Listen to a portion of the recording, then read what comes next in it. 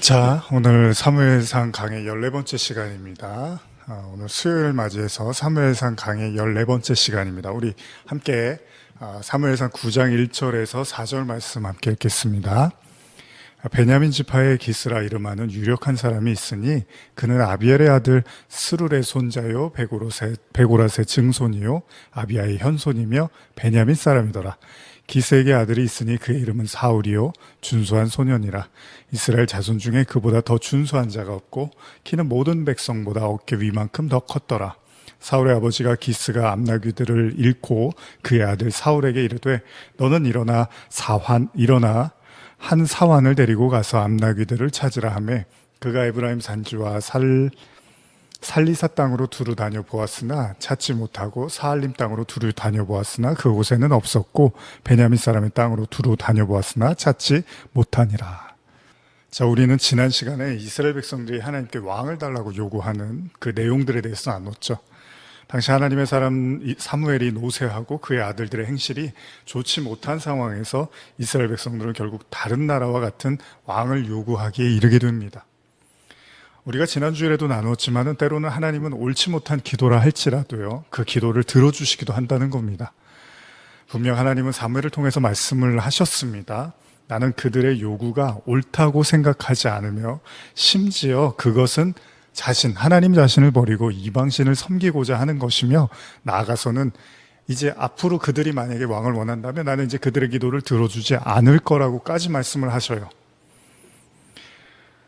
그리고 하나님이 분명히 말씀하십니다. 너희들이 왕을 원하면 너희는 또다시 애굽에 종살이 하듯이 그렇게 종으로 살아야 되는 거야 라고까지 말씀을 하십니다.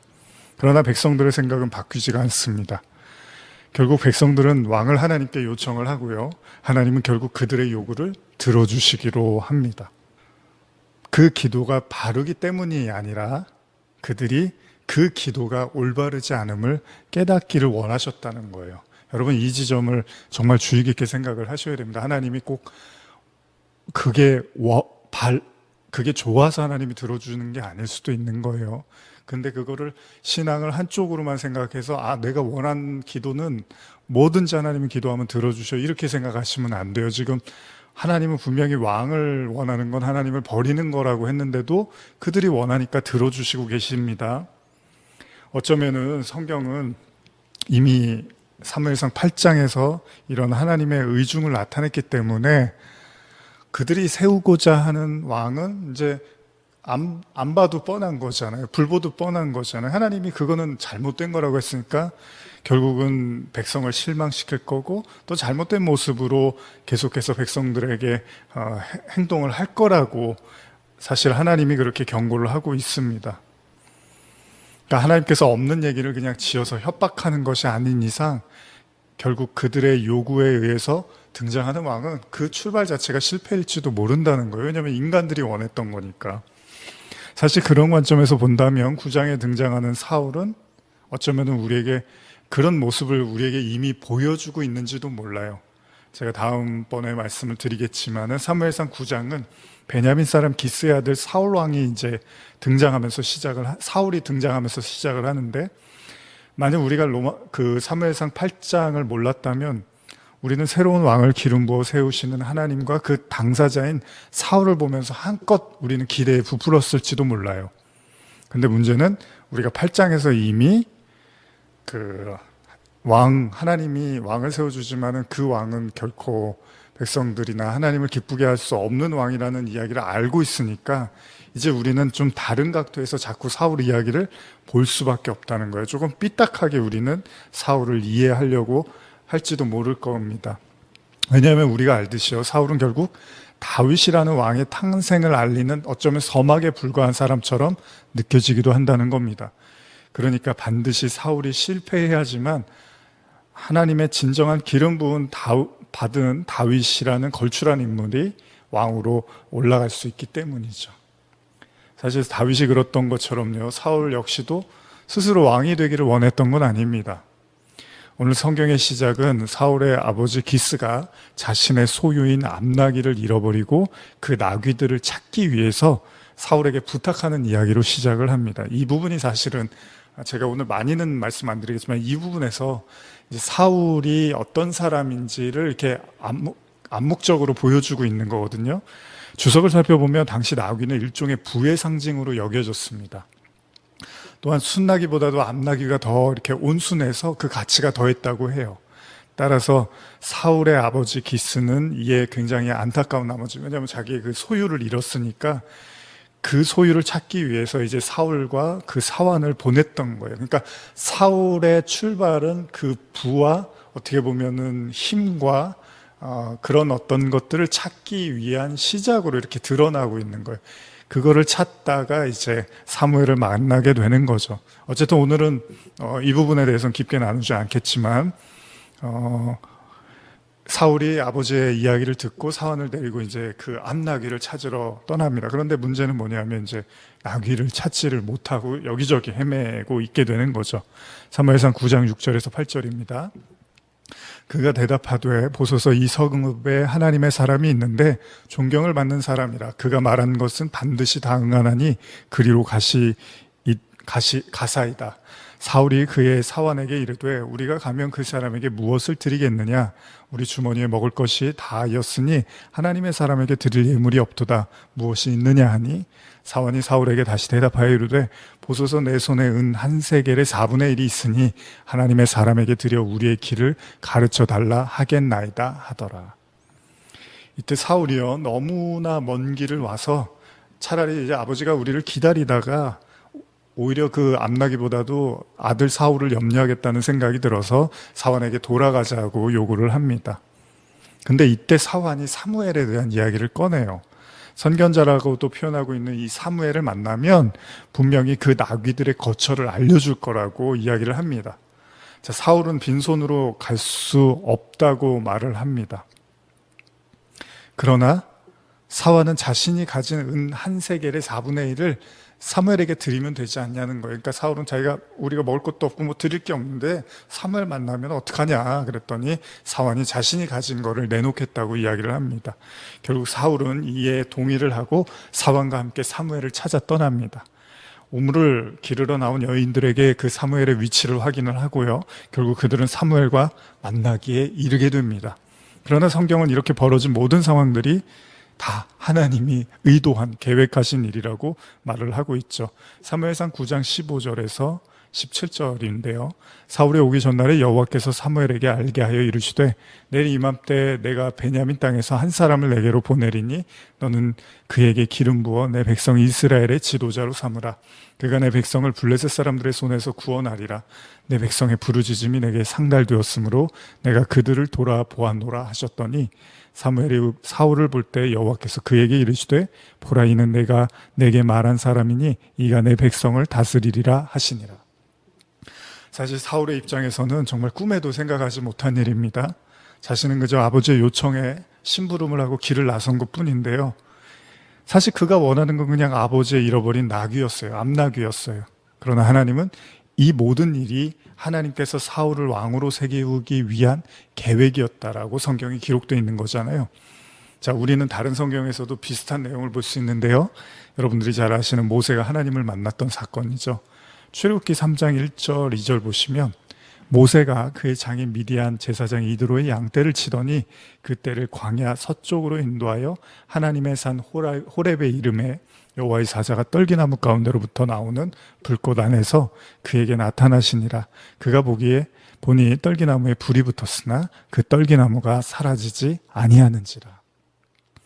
애굽을 도망쳐서 미디안 광야에서 시간을 보내던 모세는요, 여느 때처럼 자신의 장인의 양떼를 몰고 호렙산에 가던 중에 여호와의 사자가 떨기나무에 머무는 걸 보게 되죠. 그리고 이것은 출애굽기를 여는 서막이 됩니다. 그렇습니다. 엄청난 이야기가 이제 시작이 되는 거예요. 근데 그 시작이 그냥 바로 모세의 그냥 자연스러운 일상 속에서 나타난 거예요. 그건 누가 강요한 것도 아니고 의도한 것도 아니고 그냥 모세가 원래 하던 대로 장인의 그 양떼를 치던 가운데서 일어난 일이었습니다. 물론 모세가 애굽에 들어가서 이스라엘을 이끌 지도자가 되기를 원했던 것으로 보여지지는 않습니다. 그러니까 그가 내가 다시 애굽에 들어가서 이스라엘 백성을 구출해야지 막 이런 생각을 하고 살았던 것 같지는 않아요. 왜냐하면 하나님께서 나중에 그에게 그 일을 맡겼을 때 모세는 그거를 원하지를 않았어요. 그러나 때로는 생각하지 못한 일이 일어나기도 하는 거죠. 십자가를 지러 오신 예수님이나 예수님을 따르겠다고 그물을 버렸던 제자들처럼 때때로는 과감한 결단을 통해서 스스로 결정해서 무언가를 따르거나 행동하는 것들도 있지만, 이렇게 모세처럼 특별한 생각이나 계획 없이 일어나는 일도 있다는 거예요. 어떤 사람은 어려서부터 선교사가 되겠어요, 목사가 되겠어요, 뭔가 사역자가 되겠어요, 이렇게 막 기도하고 준비하고 갈고 닦아서 되는 사람도 있지만, 전혀 그럴 생각이 없었는데 그냥 열심히 믿고 그냥 좋은 장로나 좋은 권사님 돼서 그렇게 교회를 돕고 그런 일들을 하면 되겠지라고 생각을 했는데, 갑자기 하나님께서 그들을 또 목회자로 또 사역자로 부르시는 경우들이 있다는 거죠. 뭐 선교사님들 중에는 아주 비일비재한 일들입니다. 물론 하나님의 입장에서는 분명히 치밀한 계획이었죠. 하나님은 모세를 계속 주시하시고 모세를 어느 때에 보낼 것인지를 아주 치밀하게 계획하셨지만, 모세는 그렇지가 않아요. 하나님은 모세에게 이스라엘 위해서 오랫동안 기도하게 하신 것도 아니었고요, 애굽에 들어가야겠다는 마음을 주셔서 막 비전을 품게 하신 것도 아니고요, 그걸 위해서 뭔가 애쓰고 노력한 게 아무것도 없어 보입니다. 그럼에도 하나님은 모세의 일상으로 찾아가셨고요, 모세가 생각지도 못한 일을 말씀하신 것입니다. 오늘 우리가 보고 있는 사울의 이야기도 그렇죠. 아버지의 심부름으로 시작된 이 이야기는요, 이스라엘의 첫 번째 왕을 세우는 일의 주인공이 바로 자신이 돼버린 거예요. 그냥 아버지 심부름 간 건데 그 역시도 지극히 일상적인 일을 하던 중에 맞닥뜨린 상황이 된 겁니다. 물론 사울은 중간에 나귀를 찾는 것을 포기하고 돌아가려고까지 했어요. 그러면 이제 사무엘 만나기가 더 어려워진 거잖아요. 근데 이때 그의 사환의 도움, 그의 사환은 사울의 포기를 그냥 내버려 두지 않고 사무엘을 만나게 하는 중추적인 역할을 하게 됩니다. 이 사건만 놓고 본다면, 오늘 이 사건을 좀 나누고 싶은데요, 이 사건만 놓고 본다면 우리의 일상이 얼마나 중요한지를 사실 또 보여주는 모습입니다. 우리의 일상 속에서 만나는 일들과 사람과 사건이요, 우리 눈에는 그냥 그저 그런 평범하고 별다른 것 없는 뻔한 그런 일들이고 하루라고 생각할지 모르지만, 하나님은 하나님의 계획을 이루시는데 그 일상을 사용하고 계시다는 겁니다. 때때로 우리는 별로 중요하지 않은 일이라고 여겨서 그만두고 돌아가려고도 하죠. 이쯤에서 멈추자고 할 때도 있고요, 그럴 때 누군가 계속 가라고도 말해주기도 하고 옆에서 도와주기도 하고요, 때로는 반대로 이제는 좀 쉬어야 될 거라고, 이제는 좀 쉬었으면 좋겠다고 또 이렇게 다독여주기도 하고 격려도 해줍니다. 그런 의미에서 본다면 오늘 본문은 그다지 새로울 것이 없어 보이기도 합니다. 사실 사울에게는 거는 기대가 없었기 때문에 사울이 왕이 되는 사건, 사울 자신도 그랬지만 우리도 이제 성경을 보면서 뭐 사울이 왕이 된다고 해서 우리가 막 기대가 되진 않잖아요. 이미 하나님의 말씀을 알았으니까. 그래서 우리에게 흥미롭지 않을 수도 있는 그냥 평범한 사건일 수도 있지만요, 근데 이것만 놓고 본다면, 사울과 사무엘의 만남을 놓고 본다면 조금 우리가 우리의 평범한 일상에 대해서 주의 깊게 생각해 볼 필요는 있다는 겁니다. 자, 오며 가며 스치는 사람들의 그 듣게 되는 말들, 이야기들, 그리고 크게 달라지지 않는 일상이지만 그 속에서 나타나는 뭔가 새로움들과 변화들, 분명 그 속에 감춰진 하나님의 이끄심이 존재한다는 거예요. 여러분, 톨킨의 소설 반지의 제왕, 가끔 제가 말씀드리죠. 주인공 프로도가 절대 반지를 파괴해야 하는 엄청난 임무를 맡았습니다. 그러기 위해서 그는 거대한 용암이 있는 산으로 가야 되는 거예요. 그리고 그 산에 그 반지를 던져야 되는데 엄청난 힘든 여정이 있습니다. 그는 수없이 포기하려고 하고 수없이 절망을 합니다. 그때마다 그를 일으켜줬던 건 그 주변 사람들이었고 그에 가까운 사람들이었죠. 그를 다독이고 그를 위로하고 다시 일어나라고 하고 다시 걸어가게 하고 때로는 그를 안고 들고서 가기도 합니다. 그가 주어진 길을 갈 수 있도록 여러 모습으로 도와주더라는 겁니다. 이런 이야기를 하고 있자니 오늘 등장한 사울의 사환의 그런 모습이 굉장히 따뜻하게 느껴집니다. 아들로서 아버지의 요구를 해결하지는 못했지만 그냥 다시 집으로 돌아간다고 해서 아버지가 뭐라고 하겠어? 라고 생각하며 돌아가려고 하는 주인에게요, 자신이 가진 은을 내놓으면서까지 사무엘에게 그를 인도하더라는 거예요. 그는 종으로서 자신이 할 수 있는 역할에 충실했던 거죠. 이게 제가 말하는 이제 도구의 모습이죠. 하나님의 도구는 도구일 때 아름답다는 게 이런 걸지도 모르겠습니다. 그냥 사울은 오히려 아들이니까 나귀를 포기할 수 있지만 또 종은 충정심을 다해서 그 나귀를 찾으려고 하는 거예요. 그러니까 물론 사환이 사울이 왕이 되게 하려고 이 일을 한 건 아니잖아요. 그냥 잃어버린 나귀를 찾으려고 한 거죠. 그걸 위해서 충정심을 다했는데 결국 그 나귀를 찾은 것뿐만 아니라 자신의 그 주인이 사울이 왕이 되게 되는 그런 엄청난 기회 또한 얻게 되는 거죠. 마치 어린이 손에 들렸던 오병이어가 수천 명의 사람들을 먹이는 기적의 통로로 사용됐던 것처럼 사환의 충정심은 사울의 마음을 돌리게 하고요. 그가 가야 할 길을 마저 걸어가게 하더라는 거예요. 오래전에 제가 가정에서 개척교회 하던 시절에 그 밑도 끝도 없이 열정 하나로만 이제 전도사로 시작을 했었었는데요. 가끔 아마 제가 처음 드린 말씀은 아닌 것 같아요. 굉장히 혼자 외롭고 힘들었던 시절이었는데요.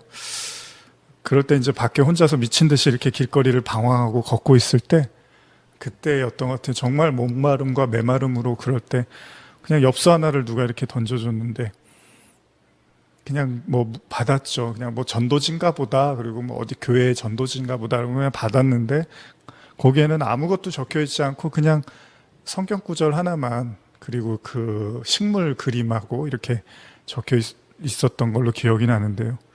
그때 보았던 구절이 이거였습니다. 시편 42편 5절. 내 영혼아 내가 어찌하여 낙심하며 어찌하여 내 속에서 불안해하는가? 너는 하나님께 소망을 두라. 그가 나타나 도우심으로 말미암아 내가 여전히 찬송하리로다. 제가 처음 드린 말씀이 아닐 수도 있습니다. 근데 그때 그 엽서 한 장을 받으면서 뭐 딱딱한 엽서도 아니었어요. 그냥 이렇게 흐물흐물한 종이었어요. 근데 그걸 보는 순간에 왜 그렇게 위로가 되는지 굉장히 제가 그 말씀이 그냥 하늘에서 마치 하나님이 그냥 저에게 이렇게 직접 던지시는 그런 말씀처럼 느껴졌습니다. 오랜 시간이 지났음에도 불구하고 제가 그 이야기를 하고 그 생각을 떠올리는 걸 보면 아마 저는 그때 천사를 만난 기분 같았어요. 마치 힘들어하는 저에게 천사가 나타나서 말씀으로 위로해 주는 것 같은 생각마저 들었습니다. 우리는 우리의 인생을 다 알 수는 없습니다. 그러나 분명한 사실은 하나님은 우리의 삶 속에 생각보다 깊이 관여하고 계시다는 거예요. 그리고 필요하시다면 여러 가지 형태와 방법으로 사람들을 통해서 역사하신다는 겁니다. 이브리서 13장 1절에서 3절 보시면요. 형제 사랑하기를 계속하고 손님 대접하기를 잊지 말라. 이로써 부지 중에 천사들을 대접한 이들이 있었느니라. 너희도 함께 갇힌 것 같이 갇힌 자를 생각하고 너희도 몸을 가졌은즉 학대받는 자를 생각하라. 물론 우리가 형제를 사랑해야 하는 당연한 이유이기도 합니다. 나가 아닌 우리. 그래서 히브리서 말씀은 손님 대접하다가 부지 중에 천사를 대접한 이들도 있대요. 아브라함이 실제로 그러죠. 손님을 대접했는데 나중에 보니까 하나님의 사자였던 거죠. 하나님은 그렇게 알게 모르게 우리를 이끌고 계시다는 겁니다. 나 혼자가 아니라 누군가를 통해서. 시편 118편 7절 보시면요. 여호와께서 내 편이 되사 나를 돕는 자들 중에 계시니 그러므로 나를 미워하는 자들에게 보응하시는 것을 내가 보리로다. 자, 하나님은 분명히 우리를 돕는 자 중에 함께 하신다는 거예요. 그것이 바로 우리가 천성을 향해 그 길을 계속 갈 수 있는 힘이라는 겁니다. 사실 절대 우리 혼자는 못 갑니다. 예수님도 십자가 질 때 누군가 곁에서 그 십자가 지는 걸 도와주는 사람이 있었잖아요. 여러분들의 곁에 있는 그들을 한번 잘 살펴보시기 바랍니다. 때로는 짐처럼 여겨지기도 하고, 때로는 외면하고 싶기도 하고, 때로는 마음에 맞지 않아서 불편하기도 할 수도 있습니다. 그러나 또 때로는 기쁨을 주기도 하고, 분명 때로는 격려와 위로를 주기도 하는 그들. 근데 하나님은 그렇게 가까이 있는 그들을 통해서 여러분들을 이끌고 계실지도 모른다는 겁니다. 그것이 우리의 일상이 소중한 이유일 겁니다. 코로나로 인해서 아이가 집에 머무는 시간이 길어지고 학교에 등교하기까지 몇 달이 걸렸는데요. 그러니까 작년 겨울방학부터 최근 아마 5월 정도까지 아이가 집에서 온라인 수업을 하다가 그러다 보니까 이제 아이하고 집에 있는 시간이 좀 잦아졌어요. 뭐 설교 준비를 하고 이러다가 이제 식사를 같이 하고 그랬는데, 그러다 보면 매일마다 이제 점심 때 뭘 해줘야 되나 이런 고민을 많이 하면서 뭐 가끔은 또 밥을 아예 세 끼를 같이 먹는 경우도 있었고요. 그러다 보면 그냥 매일 그 걱정을 했었어요. 그렇게 수개월을 보내다가 아이가 등교를 하고서 혼자 이제 점심을 어느 날 먹게 됐는데, 갑자기 제가 막 눈물이 쏟아졌습니다. 아이하고 그렇게 같이 먹었던 식사가 왜 그렇게 아름다운 추억으로 마음에 남아있는지 갑자기 제 마음이 이렇게 막 푹 받쳐서 이렇게 울었던 일이 있었습니다. 그제서야 그런 생각이 들었습니다. 내가 그를 버티게 해주는 게 아니라 그가 나를 버티게 해주고 있었구나. 내가 그를 돌보고 있다고만 생각했는데 그가 나를 돌보고 있었구나. 자세히 들여다보면요, 하나님은 분명 우리를 돌보고 계십니다. 어떻게요? 사람을 통해서. 결국 사울의 일상과 사환의 충정심은 사무엘과의 만남을 성사시켰고요. 결국 성경은 이 모든 게 하나님의 계획이었다고 이야기하고 있습니다. 분명히 우리의 지금의 현실과 일상은 예전과는 다릅니다. 우리의 이 바이러스로 인해서 우리의 일상은 매우 위축됐고 만남 또한 그렇습니다. 그러나 일상은 일상입니다. 위축된 일상이라 하더라도 우리는 여전히 일상을 살고 있고 우리의 곁에는 여전히 누군가가 존재하고 있습니다. 하나님은 우리의 일상을 외면하지 않습니다.